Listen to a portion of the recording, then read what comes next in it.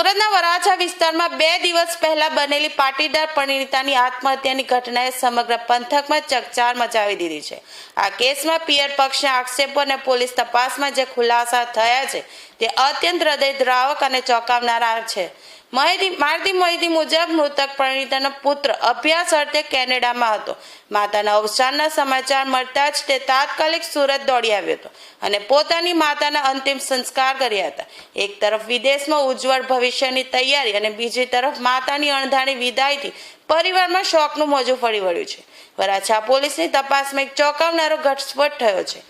સાસરીઓ પરિણીતા પર માત્ર માનસિક કે શારીરિક ત્રાસ જ નહોતા ગુજારતા, પરંતુ તેને કાયદેકીય રીતે પણ બંધનમાં રાખવા માંગતા હતા।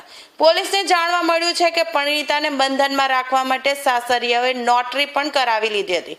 ઘરની બહાર નીકળવા કે હરવા ફરવા પર રોક લગાવવા માટે આ પ્રકારની માનસિક ગુલામીની હદ વટાવતા પરિણીતા કંટાળી ગઈ હતી અને અંતે ઝેર ઘટઘટાવી લીધું હતું। પરિણીતના પિયર પક્ષના આક્ષેપોના આધારે વરાછા પોલીસે કડક કાર્યવાહી હાથ ધરી છે।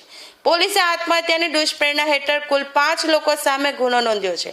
પતિ સુનિલ વાઘાણી, સાસુ સસરા અને નણંદ મિત્ર કમલેશ ધોરાજીયા। હાલ પોલીસે આ 5 આરોપીની ધરપકડ કરવાની તજવીજ હાથ ધરી છે।